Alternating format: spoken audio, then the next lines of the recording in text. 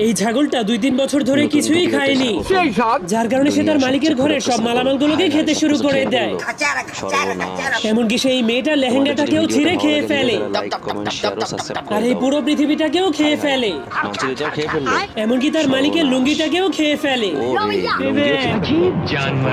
যার কারণে তার মালিক তার গলায় রশি বেঁধে তাকে বাইরে বেঁধে রাখার জন্য নিয়ে যায়। কিন্তু সেই হারামি তার গলার রশিটাকেও খেতে শুরু করে দেয়। এই জন্য তার মালিক যখনই তাকে থামানোর চেষ্টা করে তখনই,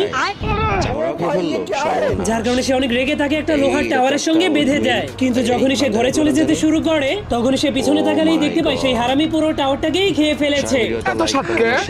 এই জন্য তার মালিক তার হাত থেকে মুক্তি পাওয়ার জন্য তাকে একটা ঘড়ির সঙ্গে বেঁধে আকাশে উড়িয়ে দেয়।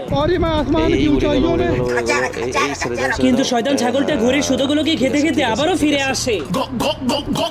তুমি কি পাগল হইলে না মাথা খারাপ? এই জন্য তার মালিক অনেক রেগে তাকে একটা ঘোড়া